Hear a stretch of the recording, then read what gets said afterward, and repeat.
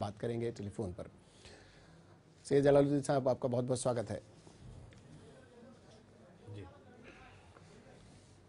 जलालुद्दीन साहब, आपने देखा, हमने एक भूमिका बांधी, बहुत संक्षेप। आप बताएं, अगर बहुत संक्षेप में आपको कहना हो, आज़ादी के इन 66 सालों के सफ़र पर क्या कहेंगे आप? कहाँ पाते हैं हम एक आम नागरिक के रूप में? सबसे पहले तो मैं बिरादरान वतन को यौम आज़ादी के मौके पर मुबारकबाद पेश करूँगा। उन्हें 66वां यौम आज़ादी, जश्न आज़ादी मुबारक हो।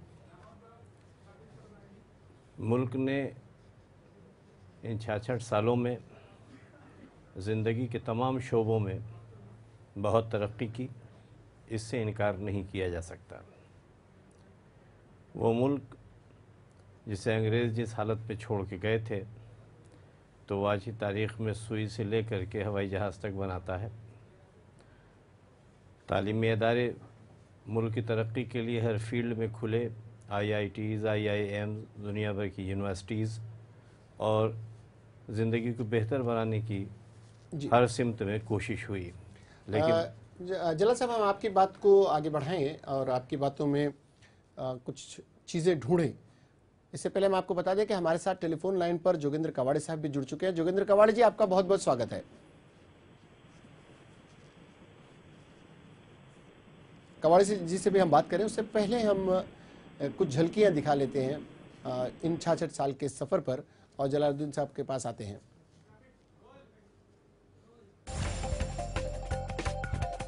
अनुप, थोड़ा सा इसको आवाज।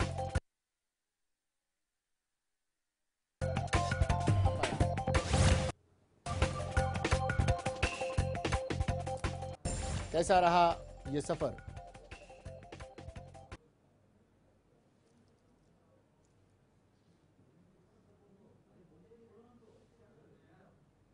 हमने क्या खोया है, क्या पाया है इन 66 सालों में?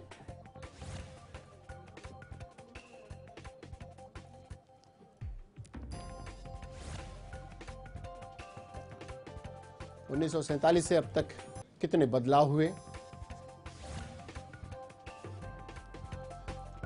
क्या ये बदलाव देश के लिए अच्छे रहे?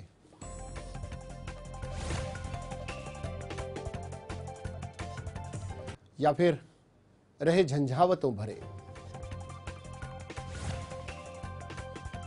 आजादी के 66 सालों का सफर, क्या वाकई हम आगे बढ़े हैं?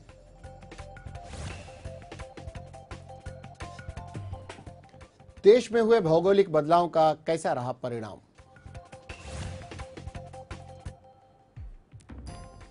क्या शैक्षणिक बदलाव हमें आगे ले जाने में सफल रहे?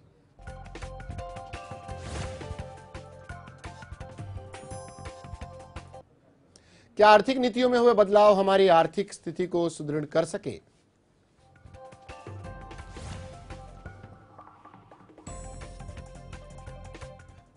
सांस्कृतिक रूप से इस देश में कितना बदलाव आया है?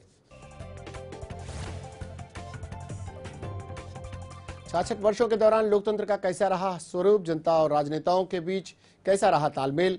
सरकार और प्रशासन का कैसा रहा तालमेल? क्या जनता संतुष्ट है अपने राजनेताओं से?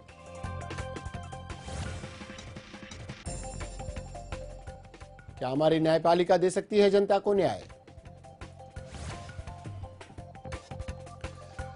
क्या क्या देश की रही चुनौतियां इसमें? भ्रष्टाचार, अराजकता, सांप्रदायिकता, जातिवाद, भूख, गरीबी,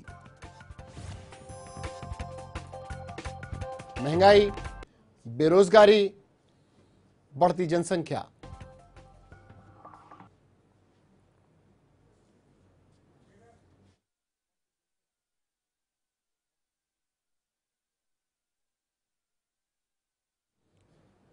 ये कुछ सवालात आम जनता के, ये कुछ सवालात उनके जो कल इस देश के आज़ादी का पर्व मनाने जा रहे हैं और 66 साल हो गए हैं स्वतंत्रता प्राप्त किए हुए।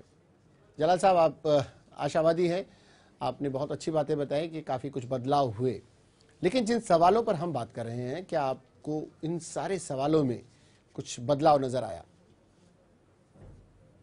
देखिए सलमान साहब, एक हकीकत का एतराफ़ हम सबको करना पड़ेगा कि मुल्क के एक बहुत बड़े तबके को बड़ी मायूसी के साथ और बड़ी मायूसी का सामना करना पड़ रहा है।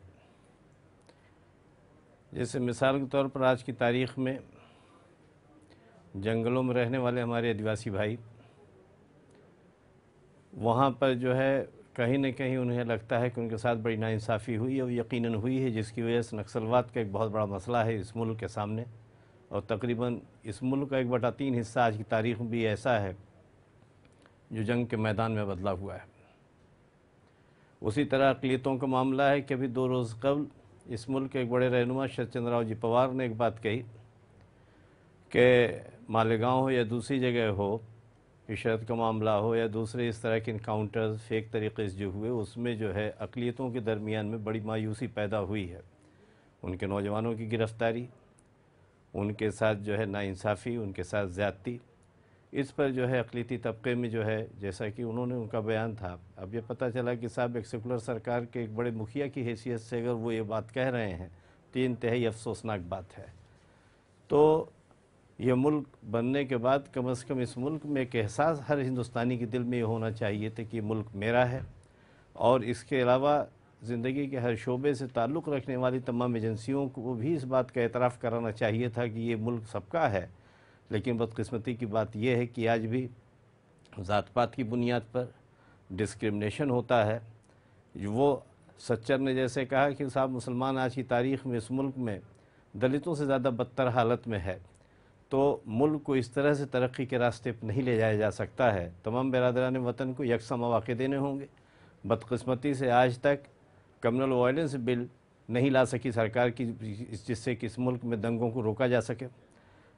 और एक नासूर की तरह इस देश में इन 66 सालों में, चाहे वो सन 47 के पहले का लाहौर और लुधियाना रहा हो, चाहे आज का किश्तवाड़ हो, दंगों ने कहीं न कहीं इस देश की छवि को न सिर्फ धूमिल किया है बल्कि सांप्रदायिक सद्भाव को बिगाड़ने का भी काम किया है। और इसकी वजह से दूरियां भी बढ़ी हैं। इसके लिए कौन जिम्मेदार है? सरकार जिम्मेदार है, यहाँ के रहवासी जिम्मेदार हैं, यहाँ के निवासी जिम्मेदार हैं, यहाँ की एजेंसियां जिम्मेदार हैं, या कौन जिम्मेदार है? इस पर हम बात करेंगे। हमारे साथ फिलहाल फोन पर जुड़ गए हैं प्रोफेसर जोगेंद्र कवाड़े जी। जोगेंद्र कवाड़े जी, आपका बहुत बहुत स्वागत है। धन्यवाद जी, धन्यवाद। कवाड़े साहब, कल हम आज़ादी का जश्न मनाने जा रहे हैं, उस आज़ादी का जिसका सपना बहुत से शहीदों ने देखा था, बहुत से स्वतंत्रता संग्राम सेनानियों ने देखा था, और उस स्वतंत्रता को मनाने जा रहे हैं जिसके संविधान की रचना करने में डॉक्टर बाबा साहब आम्बेडकर का बड़ा रोल रहा है। उस डॉक्टर बाबा साहब आम्बेडकर के सपनों के भारत को आप कहाँ पाते हैं? देखिए, बाबा साहब डॉक्टर अम्बेडकर के सपनों का भारत जब तक ईमानदारी के साथ इस देश की शासन करती है और प्रशासनिक जमात जो है वो ईमानदारी के साथ बाबा साहब अम्बेडकर ने दिए हुए संविधान का पालन नहीं करती, तब तक इस देश की आज़ादी बोलो, इस देश का प्रजातंत्र बोलो, ये अच्छी तरह से शक्तिशाली रूप में पनप नहीं सकता। सबसे पहले तो मैं आज़ादी के 67 वर्ष के इस आज़ादी के दिन के लिए देश के तमाम देशवासियों को मैं हार्दिक बधाई देता हूं। और ये बधाई देते वक्त भी हमारी आज़ादी, ठीक है, हमारे सरदार भगत सिंह हो गए, हमारा अशफाक उल्लाह खान हो गए, हमारे वो और भी राजगुरु जी हो गए, चंद्रशेखर आज़ाद जी हो गए, कई लोगों ने कुर्बानियां दी। जब आज़ादी की लड़ाई चल रही थी तो सारे देश के लोग अपने संप्रदायवाद, अपना धर्मवाद, अपने जातीयवाद सबको भूलकर एकमुश्त होकर देश की आज़ादी की लड़ाई लड़ी और अंग्रेजों को यहाँ से खदेड़ने का काम सभी ने मिलकर किया। अब सवाल ये आता है कि आज़ादी मिलने के बाद तरक्की तो बहुत हो गई, लेकिन तरक्की के साथ में बाबा साहब डॉक्टर अम्बेडकर ने देश का संविधान हमारे देश को जब सौंपा तब उन्होंने ये कहा था कि अभी संविधान के द्वारा हमारे देश में राजनीतिक समानता प्रस्तावित हो चुकी है। एक व्यक्ति एक वोट, उनका वैल्यू एक, ये राजनीतिक समानता तो आ गई है, लेकिन जब तक हमारे देश में सामाजिक और आर्थिक समानता निर्माण नहीं होती तब तक इस देश का प्रजातंत्र कभी सुरक्षित रह नहीं सकता। ये चेतावनी भी बाबा साहब ने उस वक्त दी थी जब संविधान दिया था बाबा साहब ने। दुर्भाग्य से आज तक राजनीतिक समानता, चुनाव में एक आदमी को, चाहे गरीब हो, छोटा हो, बड़ा हो, अमीर हो, पूंजीपति हो, सभी को, या झुग्गी झोपड़ी में जंगलों में रहने वाला हमारा आदिवासी हो, झुग्गी झोपड़ी वाला हमारा दलित भाई हो, किसान हो, मजदूर हो, सभी लोगों को इस देश के चुनाव में एक वोट डालने का अधिकार दिया और सभी के वोटों का मूल्य एक ही है। ये होने के बावजूद राजनीतिक समानता तो आई है, लेकिन बाबा साहब का सपना था कि इस देश की आजादी, हमारे देश पर जो आजादी का सूरज उगा उसको किसी प्रकार का ग्रहण न लगने पाए। जब तक आसमान में चांद और सूरज है, जब तक समंदर में पानी का आखिरी बूंद बाकी है, तब तक हमारे देश की आजादी अक्षुण्ण रहनी चाहिए, बरकरार रहनी चाहिए।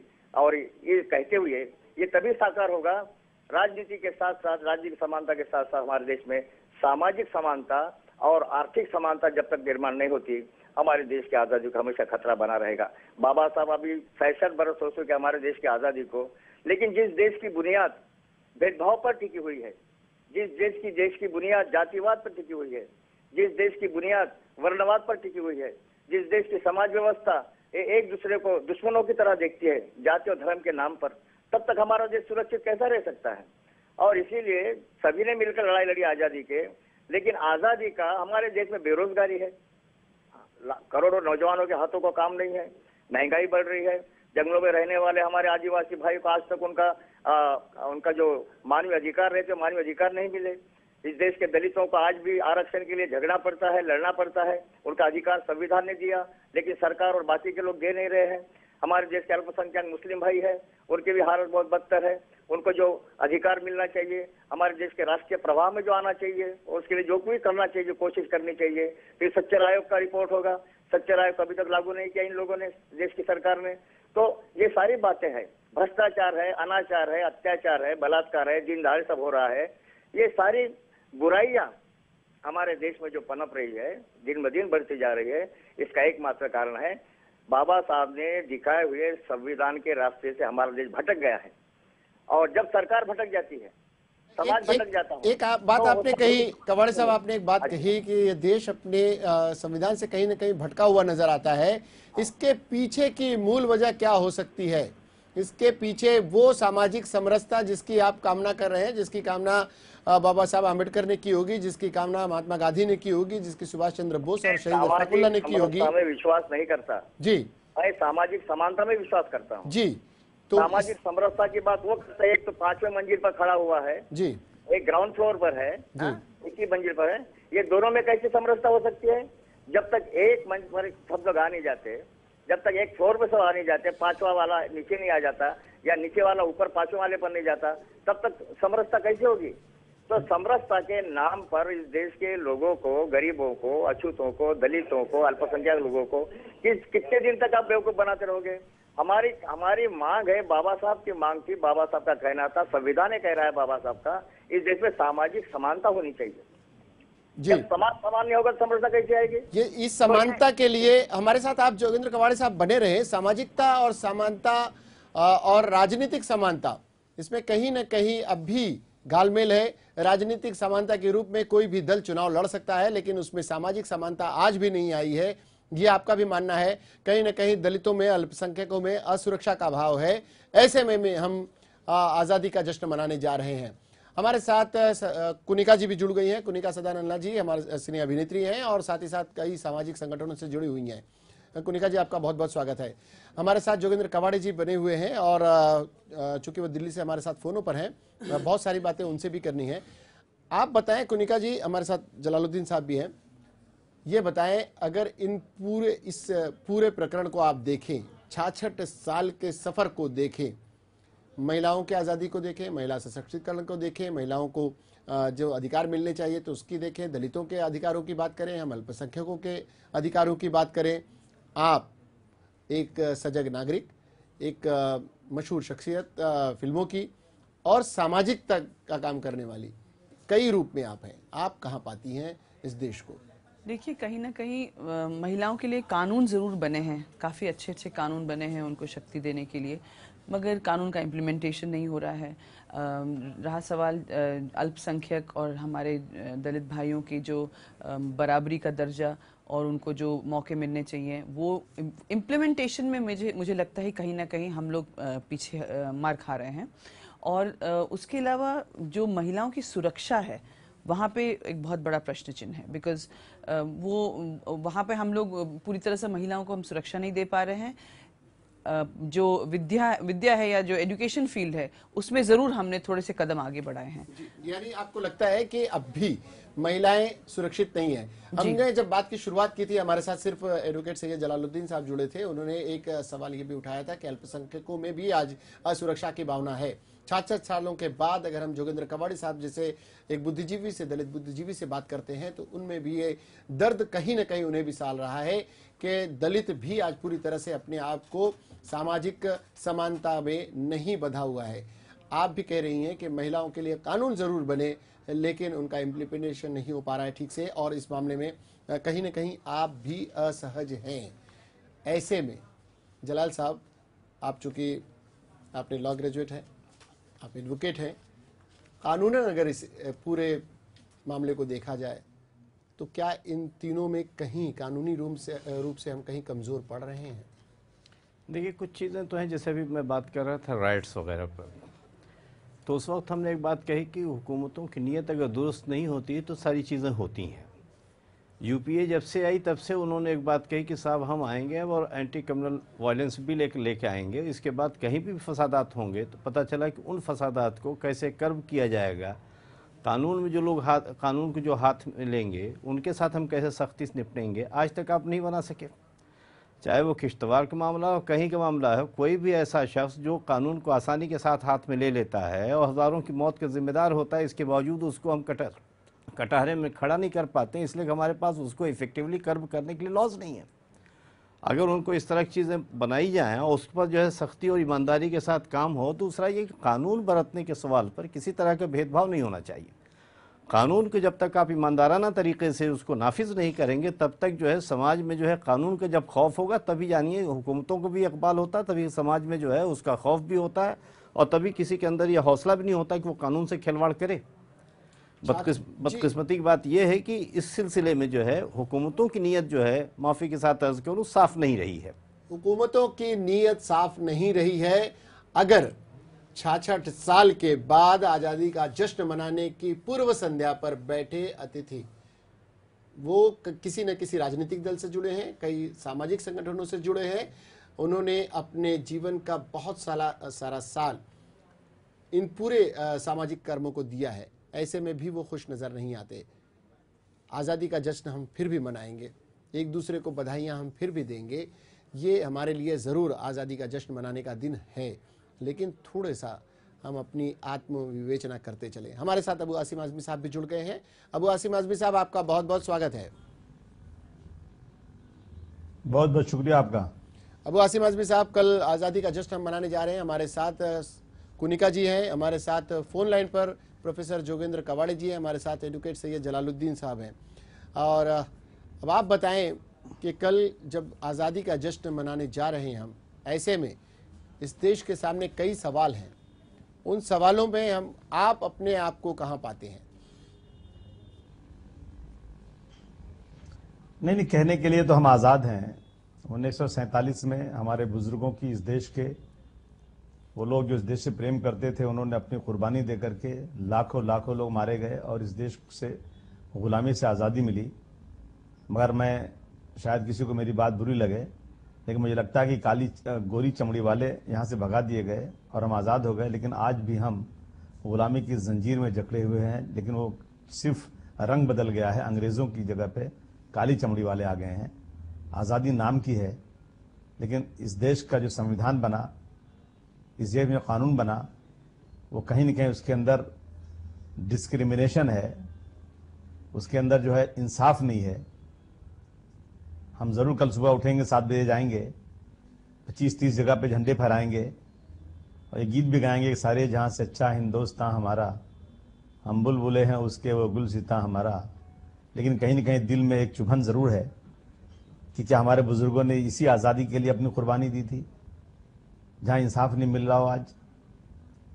1947 में जब ये देश आज़ाद हुआ था, हम तो उस वक्त नहीं थे, लेकिन हम किताब में पढ़ रहे हैं जब मोहम्मद अली जिन्ना साहब ने आवाज़ लगाई कि मुसलमानों आओ, तुम्हारे लिए एक मुस्लिम कंट्री बन गई है, आओ उस देश में, तो लेकिन हमारे बाप दादा वहाँ नहीं गए थे, वो हिंदुस्तान में ही रहे थे और उन्हें यकीन दिलाया गया था।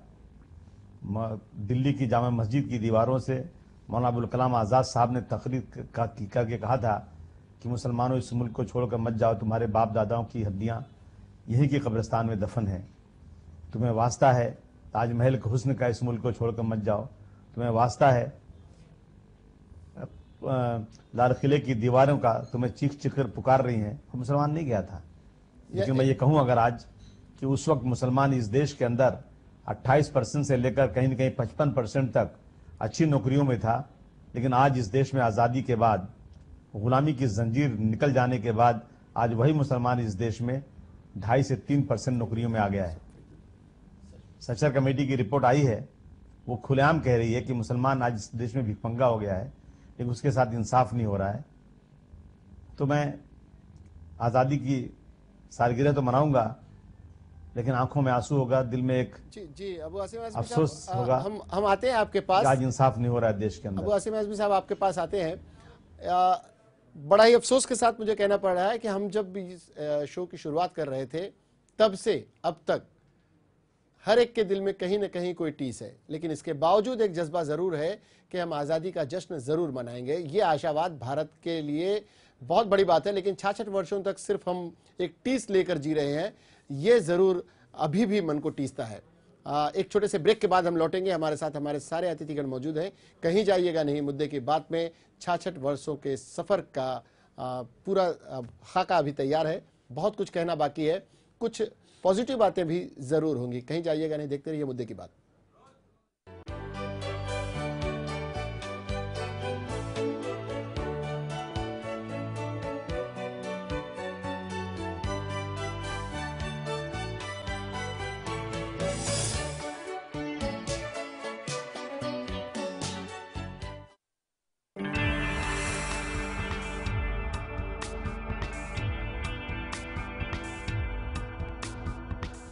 ऐसा घर आपने नहीं देखा होगा। संभाल के पोछा मारा अभी। आइए। ओ भाई साहब, ये देखिए हॉल, ये देखिए चिल्ड्रंस रूम, देखिए कितना बड़ा है। आपके बच्चे खेलते खेलते थक जाएंगे।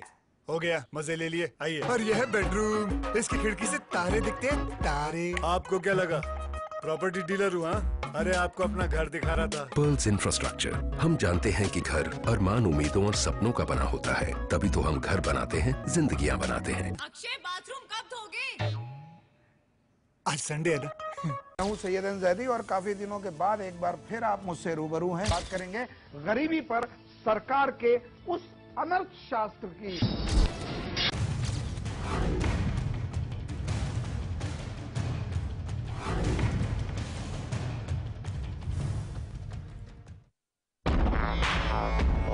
सगों से भी सगा है तू, अपना परिवार है। आज और कल दोनों हमने तेरे साथ देखे हैं। तू चले जब साथ तो खुशी के ठिकाने मिलते हैं। वन टच पावर स्टार्ट, शानदार माइलेज वाला APDV इंजन जो दुनिया की नंबर 1 बाइक चुने, यही कहे सगों से भी सगा है। हीरो स्प्लेंडर, लगे ऐसा फैमिली जैसा।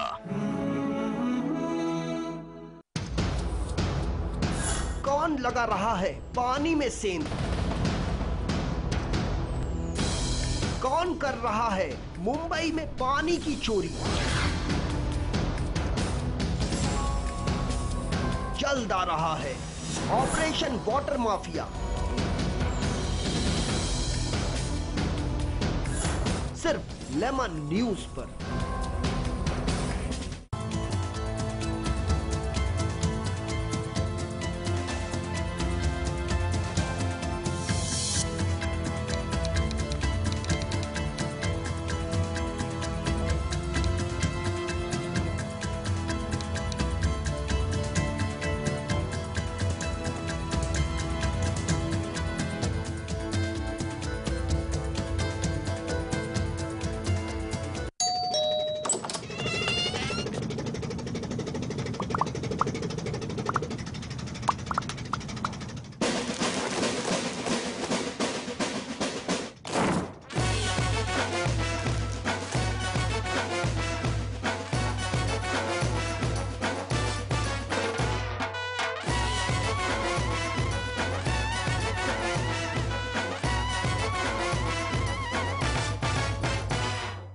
ऐसा घर आपने नहीं देखा होगा। संभाल के पोछा मारा अभी। आइए। ओ भाई साहब ये देखिए हॉल, ये देखिए चिल्ड्रंस रूम, देखिए कितना बड़ा है। आपके बच्चे खेलते खेलते थक जाएंगे। हो गया, मजे ले लिए। आइए। और यह है बेडरूम, इसकी खिड़की से तारे दिखते हैं, तारे। आपको क्या लगा प्रॉपर्टी डीलर हुआ? अरे आपको अपना घर दिखा रहा था। पर्ल्स इंफ्रास्ट्रक्चर, हम जानते हैं कि घर अरमान, उम्मीदों और सपनों का बना होता है, तभी तो हम घर बनाते हैं, जिंदगियां बनाते हैं। अक्षय बाथरूम कब धोगे? आज संडे है ना। मैं हूं सैयद अंजैदी और काफी दिनों के बाद एक बार फिर आप मुझसे रूबरू हैं। बात करेंगे गरीबी पर सरकार के उस अनर्थ शास्त्र की।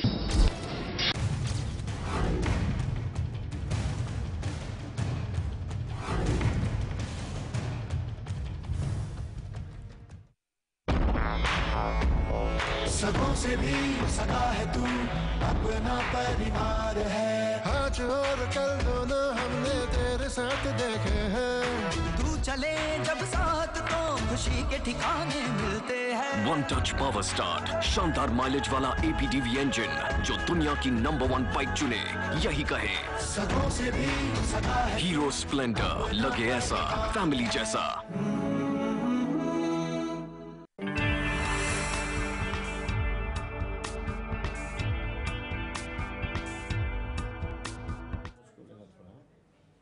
ब्रेक के बाद एक बार फिर आप सभी का स्वागत है। मुद्दे की बात में हम बात कर रहे हैं 66 साल के सफर की, आज़ादी की। और कल हम जब आज़ादी का जश्न मनाएंगे उससे पहले हम कर रहे हैं आत्मविश्लेषण।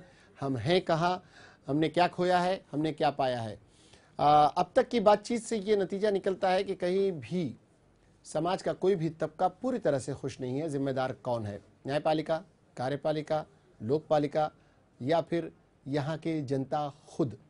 शायद ये भी एक सवाल हो सकता है कि जनता खुद भी जिम्मेदार है, क्योंकि सरकारें वही चुनती है।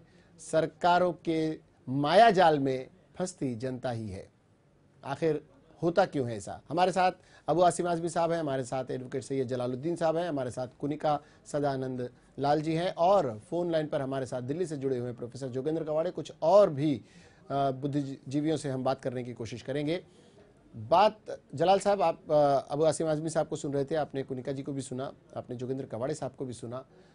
जो मैं कह रहा था ब्रेक पे जाने के पहले कि संतुष्ट कोई समाज नहीं है, क्यों ऐसा? देखिए, मामला नियतों का है। ये ठीक है कि मेरा ताल्लुक NCP से है, जो इस स्टेट की मतलब हुक्मरान जमात है, लेकिन अभी 2 रोज़ कबल हमारी पार्टी के जो सरबराह हैं उन्होंने मालेगांव और इशत जहाँ और दूसरे मामलात में कहा कि साहब मुस्लिम नौजवानों में बेचैनी है, इसलिए कि उनके साथ ज़्यादती हुई है, जो चीज़ें सामने आईं। अब आप मुझे बताएं कि मैंने एक बात कहा था, कानून बरतने के सवाल पर अगर ईमानदारी के साथ बात नहीं होगी तो यकीनन बेचैनी होगी। अब क्या उन नौजवानों को जिन्होंने अपने कई साल जो है जेलों की सलाखों के पीछे गुजारे हैं, उनके दिल में जो है इस मुल्क के ताल्लुक़ से मोहब्बत के जज्बा कैसे पैदा आप करेंगे? उनके अंदर ये एहसास कैसे आप बावर कराएंगे कि नहीं साहब ये मुल्क आपका है? मैं पार्टी की सतहों से हट के बात कर रहा हूँ। तो बुनियादी बात यह है, कानून बरतने के सवाल पर ईमानदारी के साथ गुफ्तगू करनी चाहिए, और आपको उनके दिल में एक एतमाद पैदा करना चाहिए कि नहीं ये मुल्क सबका है। अगर कोई शख्स कानून को हाथ में लेता है, अगर वो पुलिस वाला ही अगर कानून को हाथ में ले रहा है, तो क्या उसको उसकी सज़ा दी जाएगी? क्या ये लड़के जो जेलों के पीछे रहे हैं और ज़िंदगी के इतने अपने बेशकीमत लम्हे उन्होंने बर्बाद किए हैं, क्या उनको उसका कंपनसेशन दिया जाएगा? क्या जो है उनको समाज में दोबारा रिहेबिलिटेट करने के लिए सर्टिफिकेट्स उनकी बेगुनाही की दी जाएगी कि नहीं साहब ये हुकूमत की गलती की वजह से, पुलिस की ज़्यादती की वजह से जेलों की सलाखों के पीछे थे, इसमें इनका कोई कसूर नहीं? अफसोसनाक बात यह है कि इस मुल्क को कि ये सबका मुल्क है, ये बावर कराने की कोशिश तमाम सियासी जमातों को करना चाहिए। वो जो तमाम लोग इख्तिदार में बैठे हुए हैं, उनके तमाम हिंदुस्तानी जो अब मजहब की बुनियाद पर, एक मिनट, मजहब की बुनियाद पर, ज़ुबान की बुनियाद पर, इलाकायत की बुनियाद पर, क्षेत्रीयता की बुनियाद पर अगर कोई बात हो तो उसको सख्ती के साथ जो है कुचलना चाहिए। और हम एक हिंदुस्तानी हैं और सबके साथ बराबर का मामला होगा। जब ये बात होगी तभी होगी। थोड़ी देर पहले आपने एक बात कही कि साहब जो है, आसिफ भाई ने एक बात कही कि साहब मुसलमान पहले मुलाजमतों में ज़्यादा था। बिल्कुल उन्होंने सही बात कही, पहले हमारा मुलाजमतों में तनासुब ज़्यादा था, आज जेल की सलाखों के पीछे हमारा तनासुब बढ़ गया है। जेल की सलाखों के पीछे प्रतिशत बढ़ा है, उन लोगों का जो अपने आप को अल्पसंख्यक समझते हैं। जैसा कि अबू आसिम आज़मी साहब कह रहे थे कि जो लोग मौलाना अबुल कलाम आज़ाद की बातों में आकर यहाँ रुक गए थे, जो जिन्ना की बातों पर आकर पाकिस्तान नहीं गए थे, वो समाज यहाँ रुका हुआ है। दलितों की पीड़ा अलग, महिलाओं की पीड़ा अलग। कुनिका जी, आप कुछ कह रही थी अबू आसिम आज़मी साहब जी, मैं जब कह रहे थे। जी, मुद्दे की बात ये है कि हमें ये देखिए, सबके दिल में टीस है, लेकिन प्रॉब्लम कहाँ से शुरू होता है। सबसे बड़ी बात तो हमारा नेशनल कैरेक्टर बहुत ज़बरदस्त लेवल पर गिर गया है। क्यों गिरा है? क्योंकि हमारे सिस्टम्स हमारे लोगों के लिए काम नहीं करते। कोई भी शख्स को पता है कि कोई यूनिफॉर्म कोड ऑफ कंडक्ट नहीं है। अगर वो किसी स्टाटा से है, मतलब अमीर घर से है, तो उसकी बचाव, उसका पुलिस में अगर उसने कोई कानून तोड़ा है तो पुलिस उसको बचा लेगी। अगर गरीब दर्जे से है तो उसको अंदर कर देगी या उसको गलत फंसा देगी। तो एक यूनिफॉर्म कोड ऑफ कंडक्ट हमारे देश में बहुत जरूरी है। और मेरे ख्याल से जितने भी हमारे बड़े बड़े लीडर्स हैं, अबू आज़म साहब की मैं बहुत इज्जत करती हूँ, उनको, उन जैसे लीडर्स को, हमारे जो अल्पसंख्यक हैं, जो माइनॉरिटी कम्युनिटीज हैं, उनमें उनको एक कॉन्फिडेंस बढ़ाना चाहिए। कॉन्फिडेंस बढ़ाने का मतलब ये नहीं कि आप भाषण दें कि भाई मुसलमानों के साथ गलत हो रहा है, जो हो रहा है। आप देखिए, जाके आप अपने पार्लियामेंट में, लेजिस्लेटिव असेंबली में आप ऐसी चीजें लेजिस्लेट कीजिए जिससे इनका कॉन्फिडेंस बढ़े, इनके लिए अच्छे अच्छे प्रोग्राम्स हो, इन प्रोग्राम्स के लिए उनके जो मतलब मुहैया कराया जाए, जो इम्प्लीमेंटेशन हो उसका। लेकिन आप सिर्फ दंगा फसाद करोगे या सिर्फ आप इस तरह की भावनाओं को भड़काओगे तो ये देश कभी भी आगे नहीं बढ़ेगा। क्योंकि जो हिंदू हैं फिर वो सोचेंगे कि भाई अब हमारे लिए कौन बात करेगा। हम एक देश हैं, हम जो लोग यहाँ रह गए थे, चाहे वो हिंदू था, सिख था, सिंधी था, क्रिश्चियन था, जो भी था, वो यहाँ का हिंदुस्तानी है। और हमें ये देखना है कि हमारे कौन से लेवल पे हिंदुस्तानी कौन से जगह पे कौन सफर कर रहा है, उसको कैसे उठाना है। सभी को आत्मविश्वास, सब में आत्मविश्वास जगाना, ये राजनेताओं का काम है। ये अगर ये आत्मविश्वास सभी में जब तक नहीं आएगा, सभी पंथ और संप्रदाय के लोगों में, सभी जाति धर्म के लोगों में नहीं आएगा, तब तक ये बात नहीं बनेगी। उसी सामाजिक समानता की बात कर रहे थे प्रोफेसर जोगेंद्र कवाड़े जी। हमारे साथ अबू आसिम आज़मी साहब है। जोगेंद्र कवाड़े साहब, आपने अबू आसिम आज़मी साहब को भी सुना, आपने कुनिका जी को भी सुना, आपने एडवोकेट जलालुद्दीन साहब को भी सुना। आप उस सामाजिक समानता के लिए आपके पास ऐसा क्या है कि वो सामाजिक समानता आए? राजनीतिक दलों पर अगर सिर्फ छोड़ दिया जाए तो आप देख रहे हैं कश्मीर से कन्याकुमारी तक हो क्या रहा है। राजनेताओं के बस का क्या ये काम है? देखिए, सबसे बड़ी बात तो यह है कि अबू आज़मी हमारे अच्छे मित्र हैं और उन्होंने संविधान के बारे में जो कहा उससे मैं सहमत नहीं हूँ। संविधान अपने आप में इस देश का, चाहे किसी भी धर्म को मानने वाला हो, जाति को मानने वाला हो, आपका धर्म अलग हो सकता है, मेरा धर्म अलग हो सकता है और किसी का अलग हो सकता है, लेकिन राष्ट्र धर्म जिसे कहते हैं, कोई बात मेरे से निकल गई हो, राष्ट्र ग्रंथ जिसे कहते हैं, मेरा पूरा वो तो इस देश का संविधान है। अब संविधान जिनके हाथों में है। कवाड़े साहब, कुछ आपकी बात को शायद कुछ अबू आसिम आज़मी साहब कुछ बात कहना चाह रहे हैं, उसी से जुड़ी हुई। अबू आसिम आज़मी साहब, कवाड़े साहब सुन रहे हैं आपको। एक सेकंड, अगर माफी के साथ एक बात बोलना चाहता हूँ। जी जी, हाँ बोलिए। हमें गर्व है इस देश के संविधान पर। डॉक्टर भीमराव अंबेडकर साहब ने जो संविधान बनाया है, वह आसमान की ऊंचाई पर कोई इंसान बैठा हो या सड़क पर भीख मांगने वाला हो, दोनों को संविधान में एक तरह का दर्जा दिया गया है। और वही संविधान अबू आसिम जैसे मुसलमान और कमजोर आदमी को इतनी ताकत देता है कि वो खड़े होकर माइक पर कुछ भी बोल सकता है। तो मैं इस संविधान की बहुत जय जयकार करता हूँ, इसकी इज्जत करता हूँ। संविधान बनाने वाले का बहुत बहुत मैं एहसान मंद हूं, उसने संविधान अच्छा बनाया, परंतु संविधान का इस्तेमाल सही नहीं किया जा रहा है। उस पर सरकार, उस पर सरकारें उसको सही तरीके से इस्तेमाल नहीं कर रही। मैं ये कह रहा था, सॉरी, मैं इतनी बोलना चाहता हूं। इम्प्लीमेंटेशन की बात है कि जो भी कानून है कि जिनके हाथों में इस देश का संविधान है जी, वो उसको ईमानदारी के साथ लागू नहीं करते जी। लागू करने के मामले में कहीं न कहीं कोताही हो रही है। हमारे मित्र अबू आज़मी साहब को मौका मिल गया कि संविधान में कुछ खामियां हैं। वो क्या कबीरदास जी कहते हैं, बुरा ढूंढने मैं चला, बुरा मिला ना कोई, अपने अंदर झांका तो मुझसे बुरा ना कोई। जी, संविधान के बारे में यही कहावत लागू होती है, कबीर जी का ये सिद्धांत लागू होता है। मैं कहना ये चाहता हूँ कि हमारे देश में जब आजादी मिली, कौन सुरक्षित है मुझे बताइए। आपने आजादी के सफर की बात कही, 66 बरस से हम सफर में, आज 66 बरस गुजर गए हैं। तो कुछ लोगों के लिए एक हाईवे बना हुआ है, राजमार्ग बना हुआ है, और कुछ लोगों के लिए कुछ साइड रोड भी नहीं बना हुआ है, मिट्टी के रोड भी नहीं बने हुए हैं। जहाँ कानून की समानता की बात है, कानून के सामने सभी लोग समान हैं।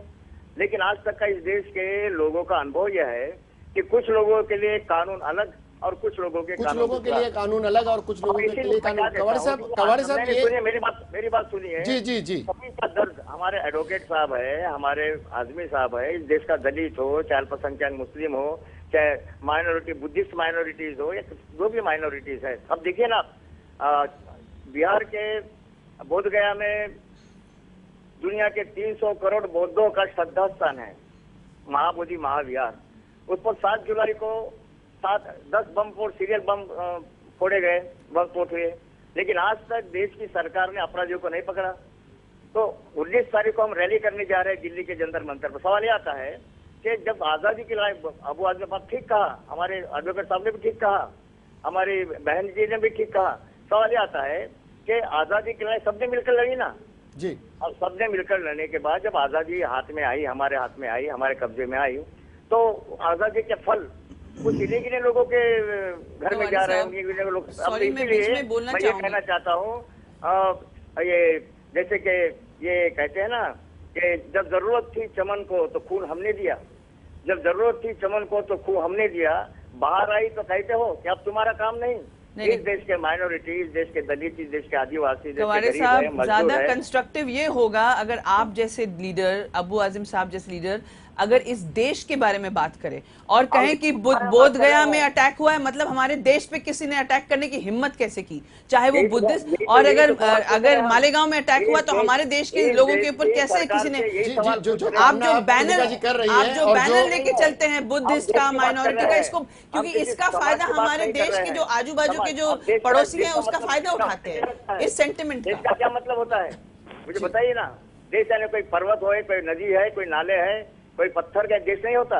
देश में रहने वाले जो लोग हैं वो मिलकर देश होता है जी। और जब देश के तमाम लोगों को ये सुरक्षितता मिले, अपने अधिकारों की उनका हक उनको मिले, सभी को बराबरी का हक मिले। कवाड़े साहब, सभी को बराबरी का हक मिले और संविधान ये बराबर, बीच में चूंकि संविधान की बात निकली थी और अबू आसिम आजमी साहब ने उसे क्लियर भी किया कि संविधान की जब बात आती है तो हर एक को, आज हम इस शो में बैठकर अगर बातें कर पा रहे हैं तो ये संविधान की देन है कि हम सब अपने अपने दिलों की बात कर पा रहे हैं। आपका दर्द बिल्कुल सही है कि किसी एक समाज पर कोई जुल्म होता है तो दूसरे को भी वो दर्द होना चाहिए और सभी को मिलकर उसके खिलाफ आवाज उठानी चाहिए।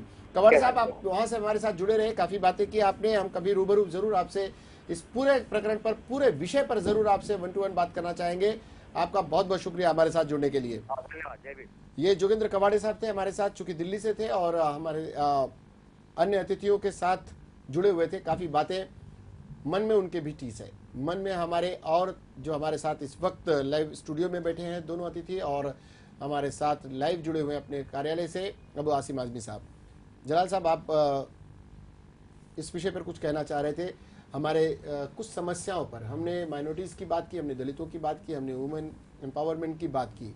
आप इसके बीच में आप बेरोजगारी जैसी समस्या है, भ्रष्टाचार जैसी समस्या है, महंगाई है, इन समस्याओं से जूझते इस देश को आप जब आज़ादी का जश्न मनाते कल देखेंगे तिरंगों के साथ तो क्या सोचेंगे?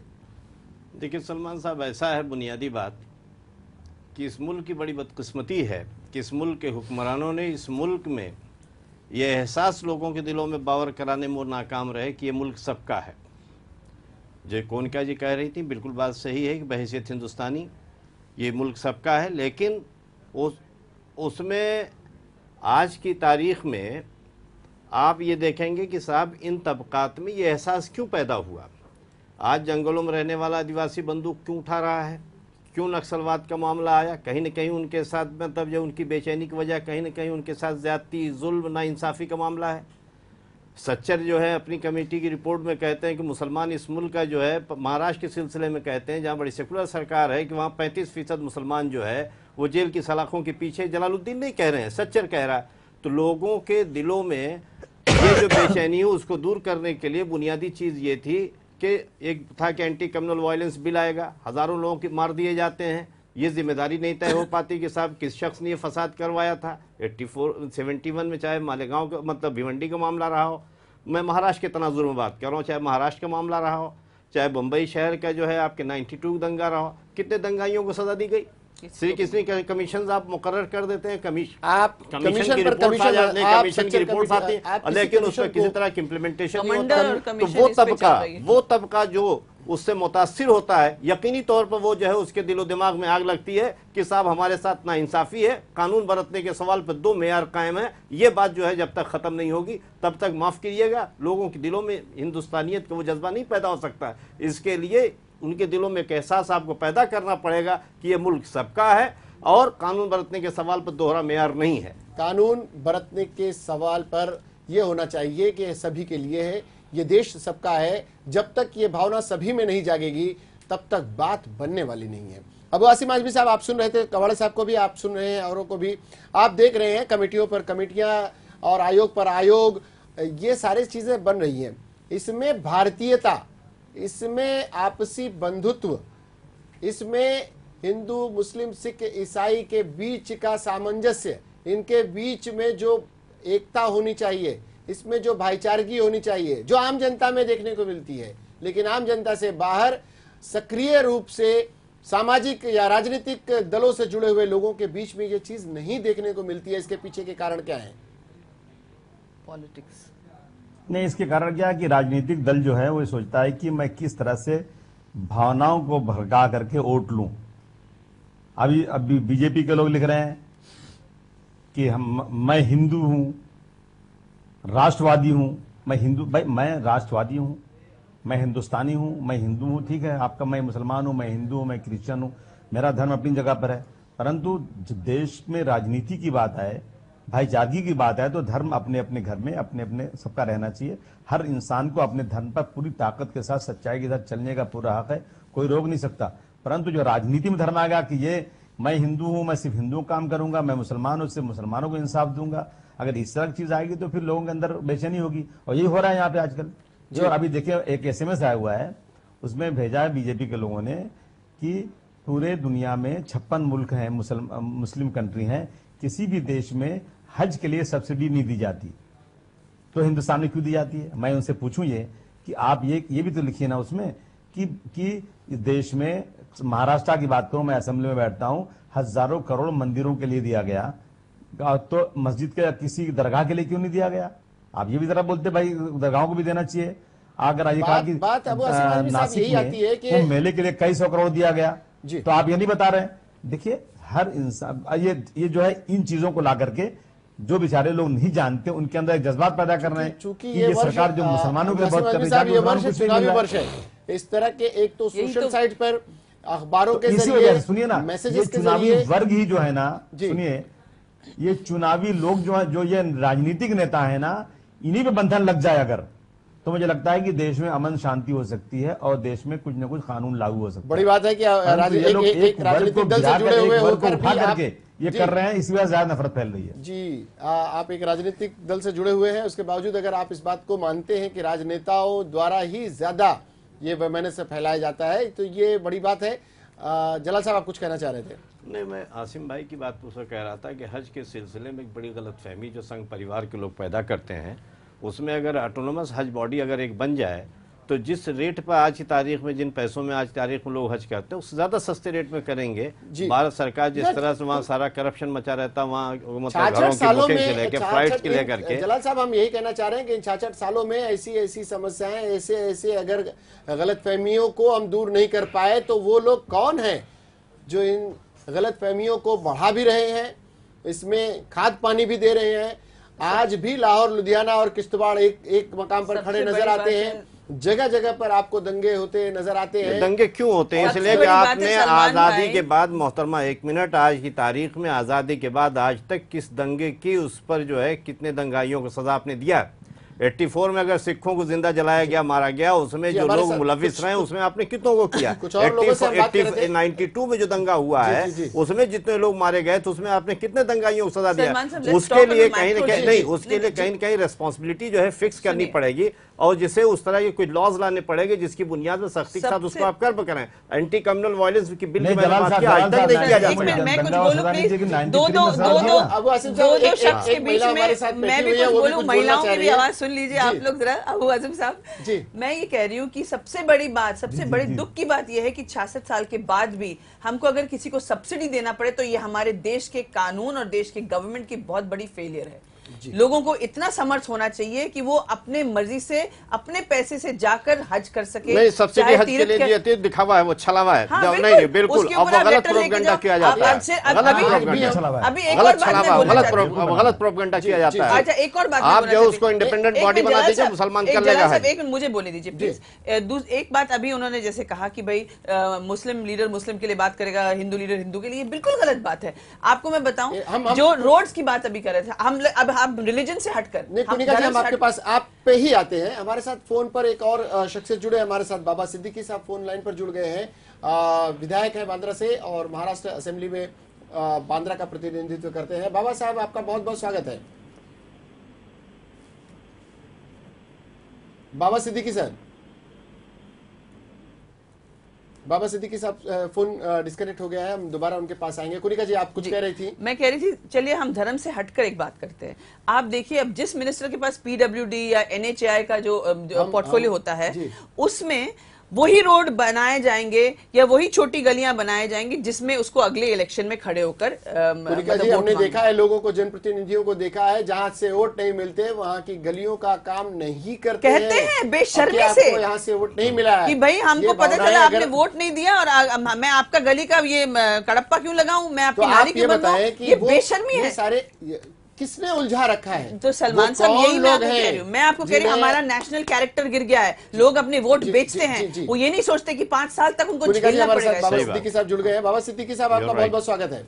बोलिए भाई। बाबा सिद्दीकी साहब, कल हम आजादी का जश्न मनाने जा रहे हैं। आप अपने आप को और पूरे देश को कहाँ पाते हैं? 66 सालों में आप क्या देखते हैं? क्या बदलाव आया है? कुछ नई चीजें, भ्रष्टाचार है, बेरोजगारी वही है, भूख वही है, आपसी इत्तेहाद में जहां हम 47 में थे वहीं पाते हैं 2013 में। ये आपकी सोच है। एवरी मैन, हर आदमी का अपना अपना ओपिनियन होता है। मैं समझता हूँ हम लोगों ने बहुत तरक्की किया है। We are the one of the largest democracy in the world और हर आदमी का अपना तरीका होता है सोचने का। हमने जो तरक्की किया, सिर्फ आप बाजू के देश से अगर अपने आप को कंपेयर करोगे तो आपको ये समझ में आएगा कि हम विश्व में कहाँ आगे पहुंचे। तो मैं आपके चैनल के माध्यम से 66वां आजादी की शुभकामनाएं आपके दर्शकों को देना चाहूंगा। जी बाबा सिद्दीकी साहब, आप संतुष्ट हैं? एक अच्छी बात है कि इस बीच एक शख्सियत ऐसी भी आई जिसने इस देश की तरक्की को, जितने भी रोड़े आएंगे उसको हमको लड़ने के लिए हम सक्षम है, हमारा देश सक्षम है और मैं समझता हूँ हमारा देश एकजुट होकर इन सब खामियों को, आज आप देखिए आरटीआई, मतलब आज आप टेलीफोन इंडस्ट्री में, आईटी में कहाँ पहुंच चुके हैं। बाबा साहब, आरटीआई को तो आप लोग खत्म कर रहे हैं, क्या बात कर रहे हैं आप? Let's not talk like political leaders, let's talk like social workers working for the people. आपके सामने चैनल में फोन में होता तो बहस करता। मैं आपको हमारी 66वां आजादी की शुभकामनाएं देना चाहता हूं। हम जैसा कह रहे थे कि इस बीच हम जरूर कुछ पॉजिटिव बातें भी होंगी। हमारे साथ बाबा सिद्दीकी साहब हमारे साथ जुड़े, उन्होंने एक पॉजिटिव बात कही कि इस देश में बहुत कुछ पॉजिटिव भी हो रहा है। बहुत बहुत शुक्रिया आपका बाबा सिद्दीकी साहब। बाबा सिद्दीकी साहब इस बीच हमारे साथ जुड़े और उन्होंने एक पॉजिटिव बात कही। ये उनका रुख था। हमारे साथ जो 2 स्टूडियो में और एक अपने कार्यालय से हमारे साथ लाइव जुड़े हुए हैं अबू आसिम आजमी साहब, हम बात कर रहे हैं उन समस्याओं की जिनसे ये देश जूझ रहा है। आज भी हम भ्रष्टाचार हमारे पास है, हमारे पास इस देश में अराजकता है, सांप्रदायिकता है, जातिवाद है, भूख है, गरीबी है और महंगाई है। इन समस्याओं से ये देश जूझ रहा है। अबू आसिम आजमी साहब, ये समस्याएं कैसे दूर होंगी? नहीं, ऐसा है कि बाबा सिद्दीकी साहब से मैं पूछता कि बाबा सिद्दीकी साहब, आपको नहीं लगता कि जो बेचारे बेकसूर पकड़े जा रहे हैं और गलती उनकी नहीं है, तो उन्हें आज़ादी के दिन क्या महसूस होगा कि उनके साथ इंसाफ हो रहा है? बाबा सिद्दीकी साहब, मैं ज़रूर पूछता इस बात को कि जो महाराष्ट्र में मुसलमानों की तादाद 13.5% है और जेल में 40% है, उसके बाद उनसे कहेंगे कि आप आज़ादी के दिन जय जयकार कीजिए, तो बेचारे दिल से नहीं, ज़बान से जय जयकार ज़रूर कर सकते हैं, लेकिन दिल में कहीं ना कहीं कसक उनको ज़रूर होगी। आज अगर कहा जाए कि पुलिस में भर्ती कितनी है मुसलमानों की, और सिद्दीकी साहब सिर्फ 3% है, तो जबकि यूके का चीफ जो पुलिस का उसने कहा कि जब तक जिस कम्युनिटी के लोग जिस एरिया में ज्यादा हैं वहां उनका रिप्रेजेंटेशन पुलिस में नहीं होगा उनको इंसाफ नहीं मिलेगा। इन सब चीजों पे लोग अगर हम लोग अगर इस देश में बैठे हैं तो हमें इन चीजों पे विचार करने की जरूरत है। भ्रष्टाचार बेईमानी तो ऐसी हो गई है कि लगता है कि आज ये उसकी ऑफिशियल फीस हो गई है। मैं तो यहां तक कहता हूं कि जो मंत्री बड़े बड़े बैठे हैं जिनके अंडर में ऑफिसर काम करते हैं, अगर वो भी अपना काम करवाने जाते हैं तो मुझे लगता है उनको सारे लोग ये भ्रष्टाचार। सुनिए, मैंने एक बिल्डिंग की फाइल भेजा कारपोरेशन में, मैं थोड़ा एक चीज बताता हूं। तो वहां का ऑफिसर ने कहा कि साहब बड़े बड़े मंत्रियों को फाइल आती है, पैसा मिलता है, अबू आजमी साहब पैसा देंगे नहीं देंगे? मैंने कहा ये देख लीजिए ये हालत है देश की। ये देश की अगर हालत है, एक जनप्रतिनिधि की अगर अबू आसिम आजमी साहब हमारे पास, हम आजाद हैं, हम आजादी की सालगिरह मनाएंगे, जरूर मनाएंगे। जी, हमारे पास वक्त कम है, लेकिन एक जनप्रतिनिधि की अगर ये स्थिति है कि वो अपनी फाइल दफ्तर में भेजता है तो उससे भी अपेक्षा की जाती है। तो इस देश में वही मेरा सवाल, अपेक्षा नहीं, बिना पैसे के काम नहीं होता। यानी कुछ हम अच्छी बातें भी कर पाएंगे क्या? बहुत संक्षेप में चलते चलते हमारे पास सिर्फ एक मिनट का वक्त है और तीनों को थोड़ा थोड़ा बोल ले। जी कुनिका जी, सबसे पहले तो आप ये देखिए कि लोग वो जो ब्यूरोक्रेट है वो देखता है कि अबू आजिम साहब ने अपनी जिंदगी कहां से शुरू की, पॉलिटिक्स में आने के बाद उनका कितना करोड़ों का वेल्थ बढ़ गया, तो वो उस हिसाब से उनसे पैसे मांगते हैं। तो वो सोचता है कि जब ये लेवल से लेके वो लेवल पे पहुंच सकते हैं, मैं तो वही का वही। नहीं, मैं एग्जाम्पल दे रही हूँ, सॉरी, नहीं, आपका नाम मैंने इसलिए लिया कि आप चैनल पे, लेकिन मैं एग्जाम्पल सुनिए ना प्लीज, आपको तो वो सोचता है कि मैं तो अपने बच्चे को पढ़ाई अच्छे नहीं। अबू आजिम साहब प्लीज महिलाओं को बोले दीजिए 2 मिनट, उसके बाद आपको मौका दिया जाएगा। वो अपनी वो सफाई दे रहे हैं जो आपने उनका नाम लिया है। आप बोलिए ना, खूब बोलिए आप, मगर बता दूं आपको इसके बाद आपको जब चांस दिया जाएगा आप अपनी सफाई दीजिए, मुझे तो बोलने दीजिए। तो दूसरी बात वो सोचता है मैं अपनी ईमानदारी से काम करूंगा, मेरे बेटे के कॉलेज की फीस के लिए मुझे करोड़ों रुपए चाहिए, मैं कहां से लाऊंगा? क्योंकि सिस्टम काम नहीं कर रहा है और सिस्टम ही इसका जिम्मेदार है और उस सिस्टम का हिस्सा हम सब हैं। हर कोई उस सिस्टम का हिस्सा है जो इस देश को चला रहा है। हमारे पास मताधिकार का एक अधिकार भी दिया गया है कि हम वोट दे सकते हैं और वोट देने के बाद में सरकारें किस तरह से काम करती हैं ये हम देखते हैं, जानते हैं, बूझते हैं और उनकी बातों में फिर भी आते हैं। और वैमनस्यता आज भी वही है। हम जैसा बार बार कह रहे हैं कि लाहौर लुधियाना में जो हुआ वो आज भी हमको उसके एक परछाई हमें किश्तवाड़ में देखने को मिलती है। आप लोग हमारे साथ जुड़े, आप लोग ने काफ़ी बातें की, कोई एक लाइन में कोई अच्छी बातें हो जाए। अबू आसिम आजमी साहब कोई अच्छी बात कहते हुए कि कल आज़ादी का जब जश्न मनाए सब लोग और आप लोगों को देखकर बना रहे हो तो कहें कि हाँ कोई बात पॉजिटिव भी हुई, सब कुछ नेगेटिव नहीं है। हाँ वो तो सही है। अबू आसिम आजमी साहब बहुत संक्षेप में। नहीं, हम सब ये संकल्प लें कि आइए हम सब इस देश के रहने वाले भाई भाई की तरह से रहेंगे। बिल्कुल, इस देश में भरे हम 20-25 साल और एक वक्त खाना खाएं, एक वक्त नहीं खाएंगे, परंतु हम सब सांप्रदायिकता से दूर रहेंगे और इस देश का झंडा लेकर के इंकलाब जिंदाबाद का नारा, इंकलाब जिंदाबाद का नारा फिर से हम लगाएंगे। जी और नफरत को दूर कर, बहुत संक्षेप में, क्योंकि एकदम एक संकल्प है, ये हमें कल करना चाहिए। जी चलिए, मेरा सपना ये है कि मैं चाहती हूँ कि अबू आजम साहब जैसे लीडर माइनॉरिटी के बारे में बात ना करके पूरे देश के बारे में बात करें, पूरे और देश के झंडे के वही मेरे ख्याल से जलाल साहब भी वही बात कहेंगे। जलाल साहब हमारे पास एकदम वक्त हो चला है अगले कार्यक्रम का भी, और आप भी वही कहेंगे।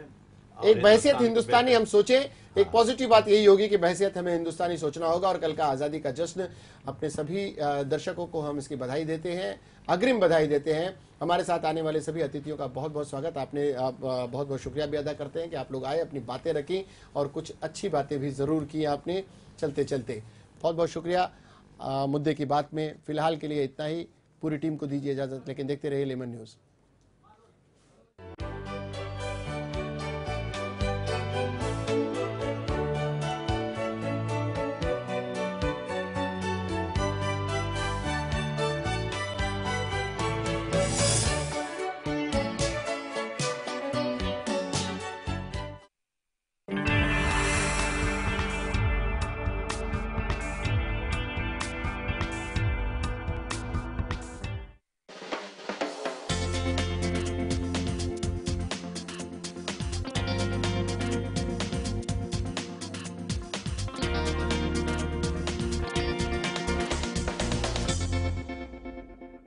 सैयद जैदी और काफी दिनों के बाद एक बार फिर आप